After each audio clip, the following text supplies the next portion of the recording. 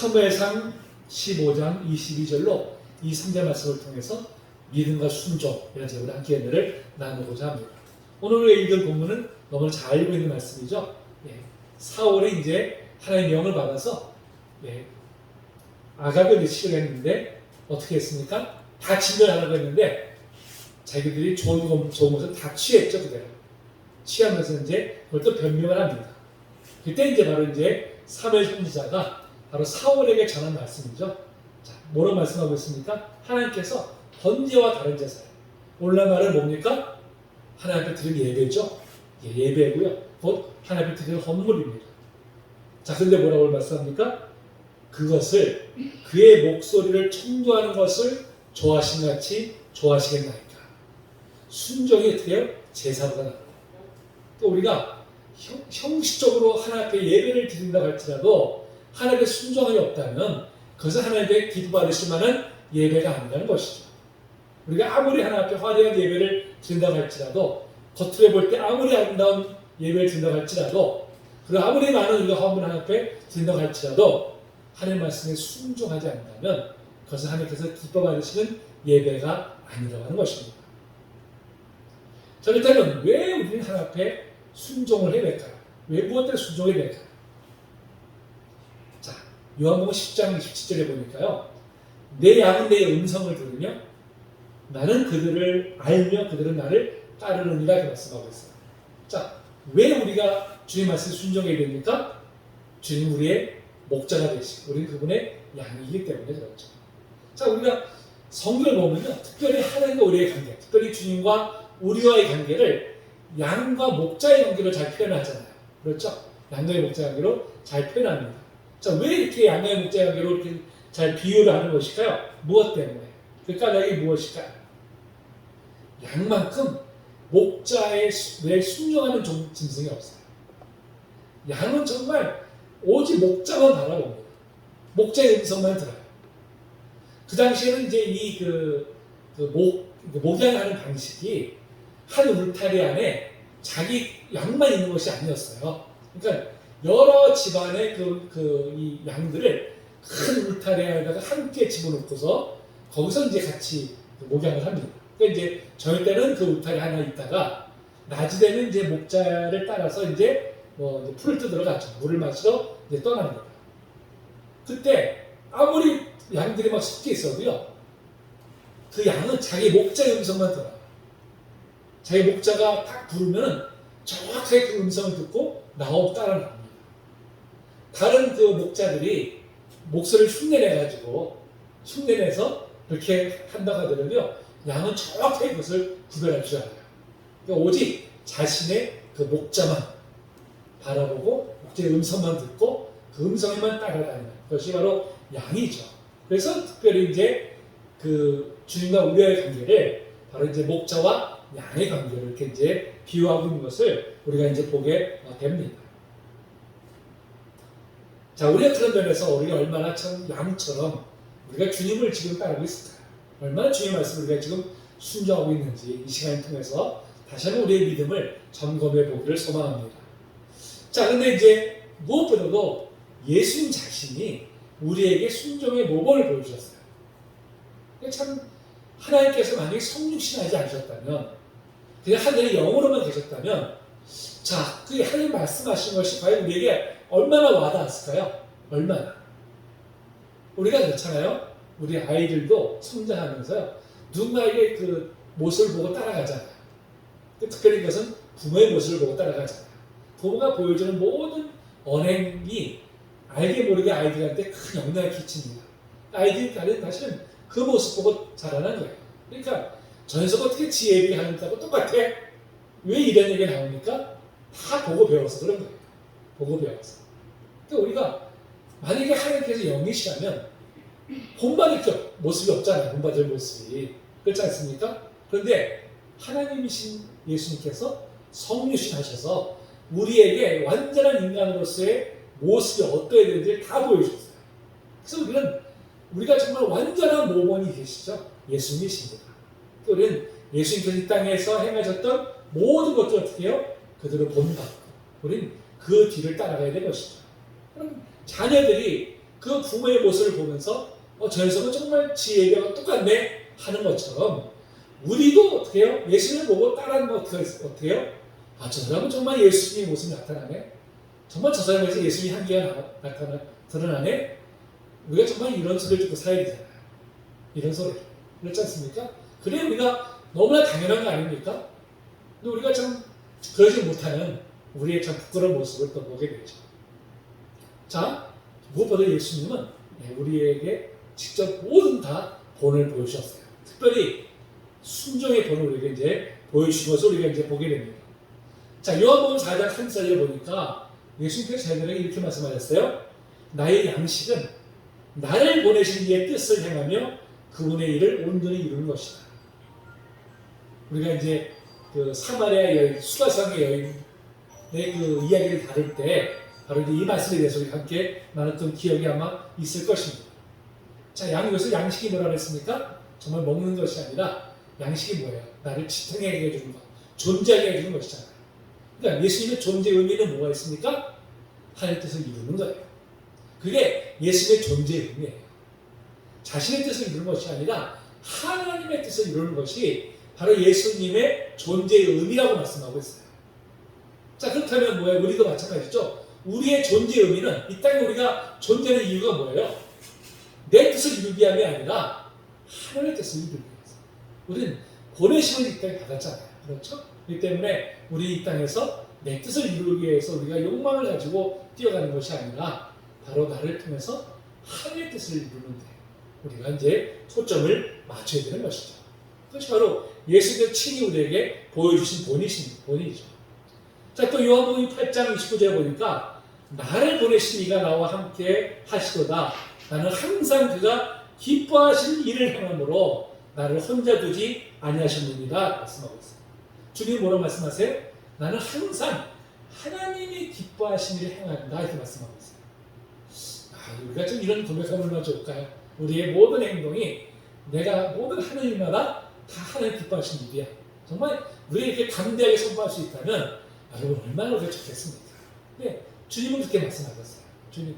주님이 행하시는 모든 일들이 다 하나님이 진정으로 기뻐하신 거예요. 왜 하나님 기뻐하십니까? 하나님 뜻을 행하시기 때문에. 그렇죠? 하나님 뜻을 이루는 일을 행하시기 때문에 하나님께서 당연히 기뻐하시는 것이죠. 예수님은 오로지 그 생각이 어떤 생각입니까? 하나님 기뻐하시는 일이 무엇일까?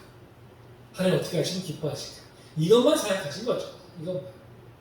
그러니까 그 생각하는 대로 행동을 하시니까 이렇게 담대하게 말씀할 수 있는 것이죠. 내가 하는 모든 일마다 다 하나님 기뻐하신다. 여러분 우리도 우리의 생각 속에 내 유익을 구하고 내 욕망을 추구하는 그것이 아니라 어떻게 하면 내가 정말 하나님이 원하시는 일을 행할까? 우리가 하나님 기뻐하시는 일을 행할까를 우리가 생각한다면 여러분 우리의 행동은 자연스럽게 하나님 기뻐하시는 일을 행하는 모습으로 우리가 나타나게 될 줄로 믿습니다. 자, 우리가 이렇게 예수님께서 이렇게 정말 자기의 존재의 의미가 바로 하나님의 뜻을 이루는 것이고 자신이 행하는 모든 일들이 다 하나님 기뻐하시는 일이라고 이렇게 말씀하신 것처럼 우리는 정말 얼마나 그렇게 하고 있을까요? 얼마나 예수님께 예수님을 따라가는 제자들로서 우리가 얼마나 정말 예수님이 보여주셨던 그 본의 길을 우리가 따라오고 있는지 우리가 한번 이 시간 우리가 기도하면서 자신을 우리가 돌이켜보는 그런 시간이 되기를 소망합니다. 자, 그런데 우리가 하나님 앞에 순종한다는 것, 저희들이 순종한다는 것은 무엇보다도 동기가 있어요. 동기가. 왜 순종할까요? 명령이니까? 여러분 명령에 의해서 한다면요 그건 우리에게 무거운 짐이 될 거예요. 그렇지 않습니까? 이것이 우리가 어떤 일을 하더라도요 정말 그것이 어쩔 수 없이 누가 시키니까 어쩔 수 없이 한다면 그것은 결코 어떻게 해요? 기쁨에 대해서 나오는 행동이 아니잖아요. 그냥 무거운 짐이 될 수밖에 없는 것이죠. 그런데 우리가 주님께 순종한다는 게 그냥 단순히 하나님의 명령이 됐으니까 우리가 하는 것일까요? 아니죠. 그 동기에는 무엇보다도 사랑이 있습니다. 사랑. 그렇죠? 순종의 동기에 무엇보다도 사랑의 마음에서 우러나오는 행동인 것이지 억지로 나중에 심판받을까봐 두려워서 억지로 순종하는 척하는 것은 결코 아니라고 하는 것이죠. 자, 요한복음 14장 15절에 보니까 이렇게 말씀하세요. 너희가 나를 사랑하면 나의 계명을 지키리라 이렇게 말씀하고 있어요. 나를 사랑하면. 그러니까 우리가 주님의 계명을 지킨다는 것.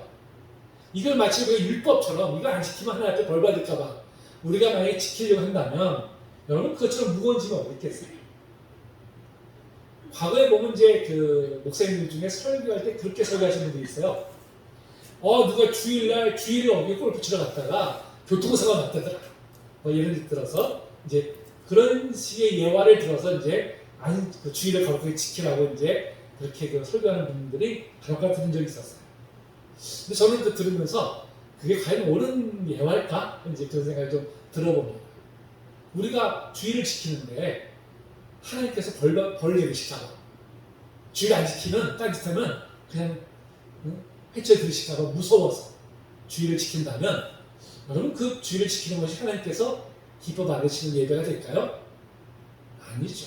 우리가 정말 주님을 사랑하니까 정말 주님 앞에 나와서 주님을 예배하고 싶고 주님을 만나고 싶고 주님을 높여드리고 싶으니까 우리가 이렇게 주일날 다른 거를 다 내려놓고 교회는 우리가 모여서 예배 드리는 것이지 그냥 두려워서 예배 안 드리면 혼날까봐 벌 받을까봐 축복 안 주실까봐 그렇게 예배를 드린다면 주일을 지킨다면 과연 그 예배가 하나님 기뻐하실 만한 예배가 되겠냐는 것이죠. 우리 무엇보다도 우리가 주님의 계명을 지키는 것, 주님의 말씀 순종하는 것도 주님을 사랑하기 때문에 한 것입니다. 그렇죠? 우리가 부모의 뜻을 왜 순종합니까? 부모의 순종, 우리가 사랑하니까 순종하는 것이죠. 만약에 부모가 무서워서 내가 이 주의 말씀에 순종 안 하면 거역하면 그냥 무섭게 매를 맞으니까 어쩔 수 없이 그냥 순종하면 그건 부모와 그 자녀 간의 관계는 온전한 관계가 아닌 것이죠. 그것은. 그렇지 않습니까? 그건 온전한 관계가 될 수 없는 거예요. 마찬가지죠. 우리가 하나님과 우리의 관계가 그냥 두려워서 무서움 때문에 어쩔 수 없이 주님 만약에 순종한다 한다면 그거는 온전한 관계를 할 수 없는 것입니다. 오직 그 관계에서는 사랑이죠. 그러니까 주님을 사랑하기 때문에 하나님을 사랑하기 때문에 우리가 자발적으로 이렇게 우리가 이제 순종하는 것이다. 이렇게 이제 분명히 우리가 말씀을 드릴 수 있습니다. 그렇다면 답은 딱 나왔어요. 우리가 주님 뜻에 순종하지 못한 이유가 뭐예요? 우리 안에 주님을 사랑하는 마음이 식어있기 때문에 그런 것이죠. 과거에는 막 정말 뜨겁게 사랑했는데 세월이 지나다 보니까 어느새 식어버렸어요. 그러다 보니까 어떻습니까? 저는 내 마음속에 또 주님 말씀보다는 세상의 음성에 귀를 기울이고 세상의 욕망에 내가 그 마음을 향하는 우리의 모습을 우리가 보게 되잖아요. 여러분, 그것은 뭐예요? 지금 그만큼 내가 주님을 향한 사랑이 식어있다는 증거가 되는 것이죠. 첫사랑을 우리가 잃어버린 것입니다. 어떻게 해야 될까요? 어디서 떨어졌는지 생각하고 회개하고 다시 돌이키라고 말씀하십니다. 여러분, 주님을 사랑하십니까? 사랑하는 만큼 우리가 주님의 뜻에 순종하게 될 줄로 분명히 믿습니다. 자, 그러면 주님을 사랑해서 순종하는 자들에게 약속하신 은혜가 있어요. 은혜가. 요한복음 14장 21절에 보니까 나의 계명을 지키는 자라야 나를 사랑하는 자니 있습니다. 나를 사랑하는 자는 아버지께 사랑을 받을 것이요 나도 그를 사랑하여 그에게 나를 나타내리라 이렇게 말씀하고 있어요. 나를 나타내리라. 자, 순종하는 자는 하나님께 첫째 하나님께 사랑을 받아요. 맞죠? 하나님. 그 다음에 어떻게 해요? 주님도 그를 사랑하십니다. 근데 그에게 자신을 나타내리라 말씀하고 있어요. 자, 나타낸다는 무슨 뜻일까요? 나타낸다는 것이 이것은 바로 이제 축복한다는 뜻이고요. 또 더 깊은 인격적인 관계를 갖는다는 뜻입니다. 그러니까 주님과 우리가 더욱더 친밀한 관계를 갖는다는 것이죠. 여러분 부모 자식 그 관계가 참 마찬가지인 것 같아요. 부모의 말을 안 듣고 뺑뺑뺑이거리면 어떻습니까? 아이고 저놈 자식 그냥 저걸 이렇게 부모 입장에서 그렇잖아요. 똑같은 자식이 다 똑같지만 다 사랑하는 자식들이지만 특별히 그 중에 어떤 자식이 가장 마음에 듭니까? 그래도 순종하는 자식이잖아요. 그렇죠? 순종하는 자식한테 더 마음이 가잖아요. 주님께서 우리 보시도 마찬가지일 것 같아요. 그렇죠? 순종하는 사람을 가장 기뻐하십니다. 가장 친밀한 관계를 유지하시죠. 우리가 순종할 때 우리 주님과 더 깊은 친밀함을 우리가 가지게 되는 것입니다. 자, 이 외에도 순종하는 자에게 주시는 축복은 정말 많아요. 성경에 엄청난 약속이 주어지는 것을 우리가 이제 보게 됩니다. 출애굽기 19장 5절에서도 너희가 내 말을 듣고 내 언약을 지키면 너희는 내 모든 민족 중에서 내 소유가 되겠고 너희가 내게 대하여 제사장 나라가 되며 거룩한 백성이 되리라 했어요. 하나님 말씀에 순종할 때 어떻게 했습니까? 하나님의 소유가 되고요. 그 다음에 제사장 나라가 되고 거룩한 백성이 된다고 분명히 약속을 하고 있어요. 또 신명기 28장 1절에서도 내 하나님 여호와의 말씀을 삼가 듣고 내가 모든 내게 명령하는 그의 모든 명령을 지켜 행하면 네 하나님 여호와께서 너를 세계 모든 민족 위에 뛰어나게 하실 것이라 했습니다. 이에도 엄청난 약속이 이제 주어져 있는 것을 우리가 볼 수 있습니다. 하나님 말씀을 우리가 순종하는 자에게 하나님께서 이와 같은 약속 이 반드시 지켜주실 줄로 우리는 분명히 믿습니다. 저는 이제 우리가 예수님께서 또 순종을 또 워낙 많이 또 강조하시잖아요. 왜? 그만큼 중요한 거기 때문에. 자, 마태복음 7장 27절 27절에 보면 바로 이제 그 반석 위에 지은 집과 그다음에 이제 모래 위에 지은 집이 이제 비유가 나오는 것을 이제 보게 되죠. 거기 보면 비가 내리고 창수가 나고 바람이 분다는 말씀하고 있어요. 그게 뭘 의미하는 것이죠? 바로 삶에 어려움이 닥칠 때입니다. 어려움이 닥칠 때. 평소에는요, 다 믿음이 좋은 것 같아요. 다 믿음이 좋은 것 같아요. 다 순종 잘하는 것 같고, 다 하는 사람 같아요. 언제 그 믿음의 증거가 드러납니까? 삶에 어려움이 닥칠 때. 풍파가 닥칠 때 보면, 그때 그 믿음의 증거가 다 드러나요. 그때처럼 하나님께서 우리에게 그런 것들을 우리에게 허락하시는 거예요. 너 평소에 네가 스스로 생각할 때 너 정말 믿음 좋다고 생각하지? 너 정말 날 사랑한다고 생각하지? 한번 네 자신을 봐라. 우리는 평소에 잘 모르다가 정말 삶의 풍파에 닥쳤을 때 비로소 내 믿음의 위치가 어디 있는지를 알게 되는 것이죠. 그때 판가름 나잖아요. 자, 반석이 지은 집이 뭡니까? 하나님의 말씀을 순종하는 사람들이죠. 순종하는 자들은 반석에 지은 집 같아서 풍파가 나도 어떻게 해요? 무너지지 않습니다. 떠내려가지 않아요. 근데 이게 순종이 일시의 순종이 아니죠? 계속적으로 순종할 때, 그렇죠? 계속적으로 순종하는 그 믿음을 가질 때 삶에 어떤 어려움이 닥쳐도요, 결코 흔들리지 아니하고 그것을 능히 극복할 수 있는 힘을 가지게 돼요. 그래서 평소에 우리가 주의 말씀에 순종하는 것은요, 저축하는 것과 마찬가지예요. 보험을 드는 것과 마찬가지입니다. 나중에 우리의 삶에 반드시 그런 풍파가 닥칠 텐데 그 닥칠 때 우리가 평소에 주의 말씀에 순종하고 힘쓰는 사람들은 그 믿음이 견고해져서 결국 흔들리지 않아요.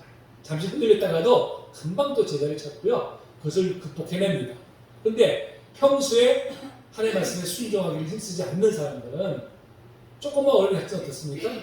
믿음의 뿌리가 내려있지 않기 때문에 금방 흔들려버려요. 금방. 겉으로 볼 때 아주 화려한 믿음의 집을 지은 것 같았는데 바람은 조금 불면 그냥 휙 넘어져버려요. 그런 모습들을 우리가 참 많이 보게 되지 않습니까? 그렇죠? 그래서 그런 의미에서 우리는 평소에 내가 정말 주의 말씀에 순종하기 위해서 우리가 힘을 써야 됩니다. 그럴 때 우리가 정말 어떤 풍파 닥치더라도 우리는 그걸 이길 수 있는 힘을 갖게 되는 것이죠. 그런 면에서 우리가 정말 주의 말씀에 순종하는 것이 그만큼 중요하다는 것을 우리가 이제 다시 한번 또 말씀을 드릴 수가 있습니다. 자, 이제 마지막으로 이제 믿음과 순종의 관계에 대해서 좀 설명드리려고 합니다. 자, 우리가 이제 제가 자주 이 강의에서 말씀드리는 건데요. 우리가 이 믿음이라는 것을 굉장히 오해를 많이 하고 있어요. 믿음에 대해서. 그냥 자, 믿으면 구원받는다. 네가 마음으로 믿어 의에 이르고 입으로 신하에 구원이 된다고 말씀하고 있잖아요. 그러니까 여기서 이 믿음이라는 개념을 우리는 순종과 마치 반대적인 개념으로 이렇게 생각하는 개념들이 있어요. 근데 그거는 말씀을 정말 오해한 거예요. 잘못 해석한 것입니다. 심지어 사실 그것은 종교개혁을 일으켰던 루터조차도 그 말씀을 오해를 했어요. 루터가 뭐라고 표현했냐면요. 야고보서를 가리켜서 심지어 지푸라기 서신이다 이렇게 표현을 했어요. 왜? 순종을 강조하니까. 그러니까 루터조차도 믿음과 순종을 마치 반대적인 개념으로 이렇게 생각을 했던 거예요. 자, 그런데 여러분, 로마서나 갈라디아서가 이신칭이잖아요. 믿음으로 말미암아 우리가 이루다 칭을 받는다. 그걸 만드는 주제가 갖고 있잖아요. 그런데 그 쓴 배경이 뭡니까? 배경이 뭐냐면요. 바울 사도가 이제 예수를 믿어 우리가 구원이 된다고 복음을 전파했는데 유대인들이 따라다니면서 뭐라고 했습니까? 아니야, 그것만이 아니야. 할례도 행해야 되고 또 절기도 지켜야 되고 음식 규례도 지켜야 되고 다 이런 것도 같이 지켜야 돼. 그래야 우리가 구원받아. 이렇게 가르치고 가는 거예요. 그 바람에 혼란이 있어, 혼란이. 그래서 그걸 바로잡기 위해서 믿음을 강조한 거예요. 믿음을. 근데 우리는 그걸 마치 믿음과 순종이 전혀 상반되는 개념인 것처럼 그렇게 우리가 지금 잘못 인식한 거예요. 그게 지금 한국 교회 안에 얼마나 잘못된 인식으로 팽배했는지 모릅니다. 이건 정말 잘못된 인식이에요. 근데 그 안에 바울사가 강조했던 그 율법은요, 어떤 부분이요? 특별히 그런 의식법을 말하는 거예요. 의식법. 할례라든지 뭐 절기라든지 음식 규례라든지 이런 것들을 강조한 것이지 우리가 하나님의 그 뜻에 명령에 거룩하라고 말씀하셨던 그 뜻에 그것조차도 거기서 포함되어 있는 것은 결코 아니라고 하는 것입니다. 그래서 제가 말씀드렸었죠. 로마서 1장에 보면 믿어 순종케 하나님, 또 16장 마지막에 보면 뭐라 그래요? 모든 민족을 믿어 순종케 하나님. 자, 이게 수미상관법이라고 했습니다. 그러니까 로마서를 시작하면서 믿어 순종, 그 다음에 로마서를 마무리 지을 때 믿어 순종이라는 이 문장을 집어넣음으로 인해서 바울 사도는 로마서에서 자신이 말씀하고자 했던 그 믿음의 의미는 뭐예요? 결국 순종이 따르는 믿음이라는 거예요. 순종이 따르는 믿음. 순종을 배역할 믿음이 아니라 순종이 따르는 믿음인 것을 분명하게 증명하고 있어요. 그러니까 우리가 이걸 오해하면 안 됩니다. 그러니까 우리가 믿음으로 말미암아 구원을 받는데 그 믿음을 우리가 참된 믿음인지를 무엇을 알 수 있어요? 무엇으로? 여러분, 이 나무가 정말 참 배나무인지 사과나무인지 뭘로 알아요? 열매를 통해서 알잖아요. 열매를 통해서. 그렇지 않습니까? 열매를 통해서 이게 정말 진짜 뱀인지 가짜 뱀인지 우리가 알게 되잖아요. 마찬가지죠. 우리가 정말 우리의 믿음이 구원에 이르는 믿음인지는 무엇을 알 수 있어요? 순종을 통해서. 그렇죠? 우리의 삶의 순종의 열매를 통해서 우리의 믿음이 정말 참 믿음인지 거짓 믿음인지를 구별할 수 있는 거예요. 그러니까 믿음과 순종은 결코 분리된 것이 아니라 본질적으로는 하나라는 것입니다. 이거 우리가 분명히 알아야 돼요. 우리가 정말 구원에 이른 참된 믿음을 가졌다면 당연히 하나님의 말씀에 우리가 순종하는 모습이 나타나게 되어 있습니다. 분명히 우리의 삶에 순종의 열매가 맺어져 되어 있어요. 그리고 우리가 신앙의 열매를 더할 수 어떻습니까? 그 열매가 점점 더 풍성해져야죠. 조금 열매 맺었는데 거기서 머물고 있다면 어떻습니까? 우리는 그냥 어린아이 신앙에 머물러 있는 거예요. 어린아이 신앙. 우리가 점점 우리가 신앙생활을 거듭할수록 우리 안에 순종의 열매가 더욱더 풍성하게 맺어야 됩니다. 그럴 때 하나님께서 기뻐하시죠. 우리가 하나님 앞에 설 때 정말 하나님 앞에 드릴 열매를 정말 가득 안고 우리가 가야 되지 않겠습니까? 그것은 무엇보다도 우리가 이 땅에서 하나님 앞에서 순종하는 것. 그 순종의 열매를 우리가 하나님 앞에 올려드려야 될 줄로 믿습니다. 그렇죠? 우리가 하나님 앞에서 순종하는 것은 어려운 것이 아니죠. 그렇죠? 우리가 주님을 사랑하기 때문에 하는 것이지 억지로는 어쩔 수 없이 하는 것이 아니라 주님을 사랑하기 때문에 우리 다시 한번 우리 안에 주님에 대한 사랑이 회복되기 시옵소서. 그 첫사랑이 회복이 되어서 우리가 온전히 주님의 말씀에 순종함으로 인해서 정말 하나님을 기쁘시게 하고 또 하나님의 뜻을 이루어드리는 우리 삶이 될 수 있도록 인도하여 주옵소서. 이렇게 우리가 기도하며 나아가는 저 여러분들이 되시기를 소망합니다. 우리 찬양하시고 우리 한 번 더 기도하며 나갑니다.